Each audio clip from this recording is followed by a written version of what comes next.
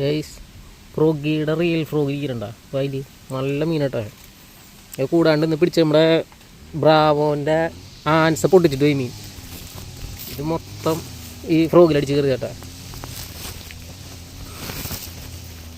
എല്ലാം നല്ല അത്യാവശ്യം സൈസുള്ള പരിപാടികളാണ്.